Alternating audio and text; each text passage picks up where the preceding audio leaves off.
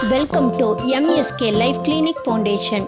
Digital wellness என்று சொல்லக்கூடிய மின் சாதனங்களை பயன்படுத்துவது நலவியல் சார்ந்த ஒரு உளவியல் ஆன்லைன் கான்ஃபரன்ஸுக்கு உங்களை வரவேற்பதில் எங்களுடைய எம்எஸ்கே லைஃப் கிளினிக் ஃபவுண்டேஷன் மகிழ்ச்சி அடைகிறது. இதுவரைக்கும் உடல் நோய் அப்படிங்கிறதும் மன பாதிப்புங்கிறது, உடல் நோய்ங்கிறது வைரஸ்னால் வந்தது, மன பாதிப்பு வாழ்க்கையினால் வந்தது அப்படிங்கிறத தாண்டி இன்றைக்கி உடல் நோயும் மன பாதிப்பும் டிஜிட்டல் சாதனங்களால், டிஜிட்டல் கேஜெட்னு சொல்லக்கூடிய செல்ஃபோனாக இருக்கலாம், டிவியாக இருக்கலாம், இன்னும் எதெல்லாம் தொலைத்தொடர்பு சாதனங்களாக இருக்கிறதோ அதன் மூலமாக நடத்தை நோய், செயல் நோய், திறன் பற்றாக்குறை நோய், சமூக தொடர்பை துண்டிக்கும் நோய் உருவாக்கி கொண்டிருக்கிறது. அது மட்டும் இல்லாமல் இன்றைக்கி பெரும்பாலானவர்கள் தன்னுடைய குடும்பமாக இருக்கட்டும், மற்றவர்களாக இருக்கட்டும், சமூகமாக இருக்கட்டும், அவர்களோடு இணைந்து பழக முடியாமல் அவர்கள் மீது வெறுப்புணர்வு கொண்டு தனக்கு பிடிக்காததை வெறுத்து ஒதுக்கும் அளவுக்கும், பல நேரங்களில் அதன் மீது தாக்குதல் நடத்தும் அளவுக்கும் இன்றைக்கி அந்த சாதனங்களினால் இவர்களுக்கு உளவியல் நடத்தை நோய் வந்து கொண்டு இருக்கிறது அப்படிங்கிறத பல ஆண்டுகளாக நாங்கள் சொல்லிகிட்டு இருக்கோம். செல்ஃபோன் வாங்கி தராதனால தற்கொலைக்கு முயலக்கூடிய குழந்தைகளும் உருவாகிவிட்டார்கள். தற்கொலை உணர்ச்சியை உருவாக்கி கொண்டு பயப்படுத்தக்கூடிய மாணவர்களும் உருவாகிவிட்டார்கள். இன்றைக்கி செல்ஃபோன் அப்படிங்கிறது அவர்களுடைய மிகப்பெரிய சாதனமாக, அதாவது பொழுதுபோக்கை தவிர வாழ்க்கை சாதனமாகவே மாறிவிட்டது என்று சொல்லலாம். அந்த பொழுதுபோக்கு சாதனத்தை பெற்றோர்கள் வாங்கி கொடுக்காத பொழுது பலர் தன்னுடைய வீட்டிலிருந்தே நகைகளை யாருக்கும் தெரியாமல் திருடுதல் என்று சொல்வதை விட தெரியாமல் எடுத்து அதை நண்பர்களோடு சேர்ந்து விற்று அதன் மூலம் செல்போனை வாங்கி தவறான வழியில் பயணிக்கக்கூடியவர்கள் இன்று அதிகமாக உருவாக்கி கொண்டிருக்கிறார்கள். இதை பல பெற்றோர்களுக்கு புரிவதில்லை. பெற்றோர்களுக்கு விழிப்புணர்வு கொடுத்தாலும் கூட அவன் சின்ன பையன் தானே, இப்போ தான் நான் படிக்கிறான், பின்னாடி சரியாக போயிடும் என்று அவர்களே பல ஆயிரங்களை வாங்கி கொடுத்து கடைசியில் அவன் பிரச்சனைக்கு உட்பட்ட போது, சார் இது உடனே மாற்ற முடியுமான்னு எங்கிட்ட கேட்குறாங்க. ஒரு மனிதனுடைய அடிக்ஷன் என்று சொல்லக்கூடிய செல்ஃபோன் போதை என்பது அது உடனடியாக மாற்றக்கூடியது அல்ல. அது 3 மாதங்களிலிருந்து அவருடைய ஒத்துழைப்பை பொறுத்து அதிகபட்சமாக 3 ஆண்டுகள் தேவைப்படும். அந்த 3 ஆண்டுகளும் பெற்றோர்களும் அந்த பாதிக்கப்பட்ட நபரும் ஒத்துழைப்பு செய்தால்தான் முடியுமே தவிர ஒரு சில வினாடியில் முடியாது. இதனுடைய விளைவு திருமணமான தம்பதிகளுக்குள் பல்வேறு நடத்தை உறவு சிக்கல்கள், விவாகரத்து போகிற அளவுக்கு வந்துடுது. மாணவர்களும் அல்லது வயது வந்தவர்களும் இதை பயன்படுத்தினால காதல் போன்ற விஷயங்கள் சிக்கிக்கொண்டு மிகப்பெரிய வாழ்வியல் சார்ந்த, குடும்பவியல் சார்ந்த அழுத்தத்துக்கும் பிரச்சனைக்கும் உள்ளாக்கப்படுறாங்க. பல சமூக கலவரங்களும் சமூக வெறுப்பும் உருவாவதற்கு இந்த சாதனங்கள் இணைப்பு பாலமாக இருக்கிறது, காதல் என்ற பெயரில். ஆகவே செல்போனை பயன்படுத்துவது இன்டெலிஜென்ட்டாகவா இடியட்டாகவா என்பதை பெற்றோர்களுக்கு இது ஒரு நாளில் சொல்ல முடியாது. இதை தொடர்ந்து 3 மாதங்களாக ஒரு கோர்ஸ் லெவலில் தான் நாங்கள் அவர்களுக்கு இதை விழிப்புணர்வு செய்து வருகிறோம். இன்னும் சொல்லப்போனால் பல பெற்றோர்கள் பிறந்த குழந்தைக்கே செல்ஃபோனை அறிமுகப்படுத்தி விட்டுறாங்க. அந்த குழந்தைகள் சாப்பிடுவதற்கு செல்ஃபோனை பயன்படுத்துகிறாங்க. அந்த குழந்தைகள் செல்ஃபோனில் விளையாடுவதை இவர்கள் ரசிக்கிறாங்க. பல நேரங்களில் அந்த செல்ஃபோனை பெற்றோர்கள் கொடுக்கலைன்னா அந்த குழந்தை ரொம்ப ஆக்ரோஷமாகி அது செல்ஃபோனை தூக்கி உடைக்கும் அளவுக்கு விடுகிறது. பல நேரங்களில் அது பெற்றோருக்கு இடைஞ்சலாக இருந்தாலும் கூட பெற்றோர்கள் பிறரிடத்தில் சொல்லி சந்தோஷப்பட்டுக்கிறாங்க, அதை ரசிக்கிறாங்க. இதெல்லாம் மிகப்பெரிய உளவியல் பாதிப்பை ஏற்படுத்தும் என்பது பல பெற்றோர்களுக்கு புரிவதில்லை. இன்னொன்று என்னென்னா, இளம் குழந்தைகளை, சின்ன குழந்தைகளவே இந்த மீடியாவில் வெளியில் கொண்டு வந்தோம்னா பின்னாடி அந்த குழந்தை பெருசாக நினச்சிட்டு இருக்காங்க.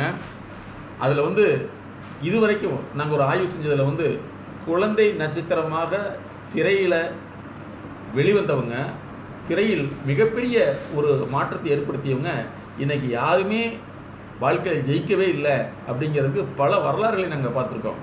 அப்போ குழந்தைகளை இப்படி பண்ணக்கூடாதா அப்படின்னு நீங்கள் கேட்கலாம். அதனுடைய எதிர்விளைவு என்னென்னா, அந்த குழந்தைகள் எல்லாமே எனக்கு கிடைச்சிங்கிற மனநிலைக்கு வருமே தவிர மேற்கொண்டு முயற்சிக்காது. அதேபோல் அது விருப்பம் என்பது உங்களுடைய திறமைக்கு அப்பால், பணத்துக்கு அப்பால் அதை விரும்பும், அதை உங்களால் பயன்படுத்த முடியாது அல்லது வாங்கித்தர முடியாதுங்கிற உங்கள் மீது வெறுப்பு கொள்ளுங்கிறதே நாங்கள் விழிப்புணர்வாக சொல்லிட்டு வர்றோம்.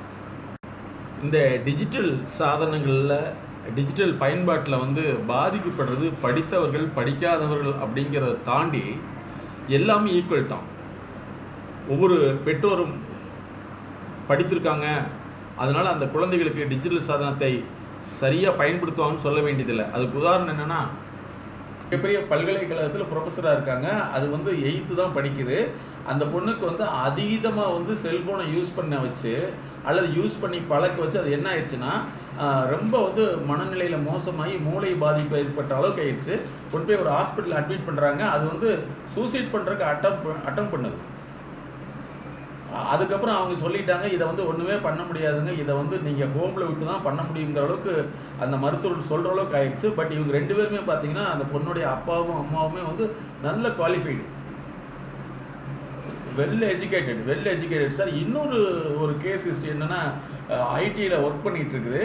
அந்த பேரண்ட்ஸ் இவங்களை கூப்பிட்றாங்க. இங்கே ஊருக்கு வந்த பின்னாடி பேரண்ட்ஸை அடித்து உடச்சி பண்ணிடுறது. ஏன்னு கேட்டால், நான் நினைக்கிற மாதிரி எதுவுமே இல்லை அப்படின்னு சொல்லிட்டு. ஏன்னா இது நிறைய வீடியோக்களை பார்த்து தான் இப்படித்தான் இருக்கணுங்கிற மாதிரி நினச்சிருச்சு. ஆனால் இது ஒர்க் பண்ணுற இண்டஸ்ட்ரியில் அப்படி இல்லாதப்போ இது ரொம்ப அடித்து அதுக்கப்புறம் என்ன செஞ்சுருக்காங்கன்னா, வீட்டுக்குள்ளே போட்டு பக்கத்து வீட்டுலாம் சேர்ந்து லாக் பண்ணிவிட்டு இன்னொரு பெரிய ஒரு நிறுவனத்திட்ட சொல்லி இதை கொண்டு போய் அட்மிட் பண்ணுற அளவுக்கு வந்திருக்காங்க. அவங்களும் என்ன சொல்லிட்டாங்கன்னா, இதுக்கு ஒன்றுமே பண்ண முடியாதுன்னு, நீங்கள் ஹோமில் தான் விடணுங்கிற அளவுக்கு வச்சுட்டாங்க. பட் இவங்க மிகப்பெரிய பொசிஷனில் இருக்கிறவங்க, அவங்க கடைசி நேரத்தில் தான் எங்ககிட்ட வர்றாங்க.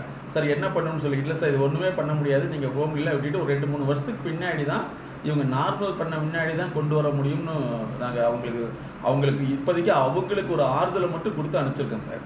அவங்க அப்பா சொல்கிறாரு, அடித்த அடியில் அந்த பர்சன் அடித்த அடியில் ஒரு ஹார்ட் அட்டாக் வந்திருக்கு.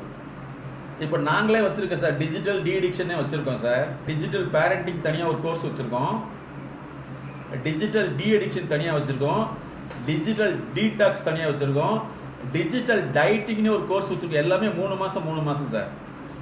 பேரண்ட்டிட்ட நீங்கள் அதிகமாக செல்ஃபோன் கேட்க வேண்டாம். ரெண்டாவது, அவங்களுடைய செல்ஃபோனை உங்கள்கிட்ட யூஸ் பண்ண சொன்னாங்கன்னா, அந்த செல்ஃபோனை இப்படி தான் யூஸ் பண்ணுறதுன்னு சொல்லி இவங்க கற்றுக்கிட்டு அவங்கள தெரியாமல் யூஸ் பண்ணுறாங்க. இது இருக்கக்கூடாது. இதில் ஒரு முக்கியமான ஒரு செய்தி என்ன சார், சமீபத்தில் இந்த திரைப்பட இசையமைப்பாளருடைய ஒரு பொண்ணும் கூட சூசைட் பண்ணிக்கிச்சு. இப்போ நாங்கள் இந்த மாதிரி கேஸ் ஹிஸ்ட்ரிலாம் பண்ணைகளை என்ன கண்டுபிடிச்சோம்னா, ஒரு ஸ்டூடெண்ட் ஒரு டிஜிட்டலாக யூஸ் பண்ணுறப்ப இதை அந்த நிறுவனங்களோ அல்லது மற்றவர்களோ இவங்க கம்ப்ளீட்டாக அதை பயன்படுத்தி பார்த்துட்டு ஒரு குறிப்பிட்ட நாளைக்கு பின்னாடி அவங்கள காண்டாக்ட் பண்ணி, எனக்கு இத்தனை ஆயிரம் கொடு, இல்லைன்னா உன்னை இப்படி உன்னுடைய எல்லா விஷயத்தையும் வெளியே அனுப்புவேன், வெளியே சொல்லிடுவேன்னு சொல்லி மிரட்டி அந்த மாதிரி கேஸஸை நாங்கள் இப்போ க்யூர் பண்ணியிருக்கேன் சார். இன்றைக்கும் கூட கோயம்புத்தூரில் பார்த்தீங்கன்னா, இந்த ஒரு நியூஸ் நீங்கள் கேள்விப்பட்டிருக்கலாம். ஒரு 4-5 பசங்க சேர்ந்து இந்த பசங்களுடைய செல்ஃபோனெல்லாம் ட்ரேஸ் அவுட் பண்ணிவிட்டு, நீ இந்த மாதிரி ஆபாச படங்கள் பார்த்துருக்க, நான் போலீஸ்லேருந்து பேசுகிறேன், எனக்கு இவ்வளவு பணம் கொடுக்குன்னு சொல்லிட்டு மிரட்டி அதுக்கப்புறம் அதை சைபர் கிரைமில் சொல்லி பிடிச்சி அவங்கள ஒரு 5-6 பேர்த்த காவலில் வச்சுருக்காங்க சார். இது இன்னைக்கு எங்களுக்கு செய்தி. அதே மாதிரி மாணவர்கள் எந்த காரணத்துலையும் ஆபாச படங்கள் பக்கத்தில் போயிட்டோம்னா, அந்த ஒரு குறிப்பிட்ட நாளைக்கு பின்னாடி அந்த சாஃப்ட்வேர் இவங்க யார் யார் பார்த்தாங்கிற டீட்டெயிலை அது எடுத்து வச்சுக்கிட்டு 3 வருஷத்துக்கு பின்னாடி பாதிப்பு ஏற்படுத்துது சார். இப்போ எங்களுக்கு நாங்கள் இந்த மாதிரி ஒரு 10-20 கேஸை க்யூர் பண்ணியிருக்கோம். ஆனால் மிகப்பெரிய விஐபி சார், மிகப்பெரிய விஐபி. அப்போ அவங்க எங்களை தெரிஞ்சு சார் மாதிரி உள்ளவங்களோட ரெஃபரலில் வந்திருக்காங்க. அவங்கள நான் அந்த நாங்கள் க்யூர் பண்ணுறதுக்கு சார் நீங்கள் ஆச்சரியப்படுவீங்க, 2.5 வருஷம் ஆச்சு. 2.5 வருஷம். ஏன்னா அந்த சம்மந்தப்பட்ட பர்சன் இதுதான்னு சொல்லாமையே, எனக்கு வாழ பிடிக்கல, எனக்கு கஷ்டமாக இருக்குது, நான் சூசைட் பண்ண போகிறேன் இப்படின்னு சொல்லி பல விஷயங்களை சொல்லிகிட்டே இருக்காங்க. எங்களுடைய கன்சல்டன்சி மோட் அப்படின்னா டெய்லி கன்சல்டன்சி பை ஃபோன் லைனில் பேரண்ட்டோடவே இருக்க வச்சு அவங்க மேடத்திட்ட டிஸ்கஸ் பண்ணுற மாதிரி ஏற்பாடு பண்ணியிருந்தோம். வீக்லி ஒன்ஸ் டைரெக்டாக வர சொல்லி அவங்க பேரண்ட்டு முன்னாடியே கன்சல்டிங் பண்ணால தான் அதுக்கப்புறம் ஒரு நாள் பேரண்ட்டெல்லாம் வெளியே போக சொல்லிட்டு எங்களுக்கு சொல்கிறாங்க, சார் இதுதான் சார் எனக்கு ரொம்ப அச்சமாக இருக்குன்னு சொல்லிட்டு. அப்போ இந்த மாதிரி இன்னைக்கு யார் எதை யூஸ் பண்ணாலும் அது இப்போ இருக்கிற ஏஐங்கிற ஆர்டிஃபிஷியல் டெக்னாலஜி அவங்களுடைய அனைத்து டேட்டாவை ஸ்டோரேஜ் பண்ணிவிட்டு ஒரு குறிப்பிட்ட நாளைக்கு பின்னாடி அவங்கள அதை வந்து கொண்டு வந்துடும். ரெண்டாவது ஃபோன் நம்பர் மாற்றினா கூட அதை ட்ரேஸ் அவுட் பண்ணிடுறாங்க சார். இன்னைக்கு வந்து டிஜிட்டல் வந்து ரொம்ப அட்வான்ஸாக போயிடுச்சு சார். அது ஒரு குறிப்பிட்ட நாளைக்கு பின்னாடி யாருக்குமே தெரியாது, அந்த சம்மந்தப்பட்ட பர்சனுக்கும் அந்த யார் டார்கெட் பண்ணுறாங்களோ அல்ல டார்கெட் பண்ணிருக்காங்க அவங்களுக்கு மட்டும் தான் தெரியும். இதை இவங்க வெளிப்படுத்தாமே பல பேர் வந்து தன்னுடைய வாழ்க்கையை தவறான முடிவில் எடுத்துக்கிறதுக்கு இது ஒரு காரணமாக இருக்குது சார். டிஐஜி டிஜிட்டல் இன்டெலிஜென்சி ஜீனியஸ்னே ஒரு தெரப்பியே வச்சுருக்கேன் சார். இந்த ஆன்லைன் கான்ஃபரன்ஸில் நீங்கள் நிறைய கேட்டிருக்கீங்க சார். உண்மையிலேயே நாங்கள் பாராட்டுகிறோம். உங்களை போன்ற சமூக விருப்பம் உள்ளவர்கள், சமூக முன்னேற்றத்துக்காக பாடுபடக்கூடியவர்கள் வந்து இந்த மாதிரி ஆன்லைன் கான்ஃபரன்ஸை சமூகம் நலன் கருதி நிறைய உருவாக்கணும்.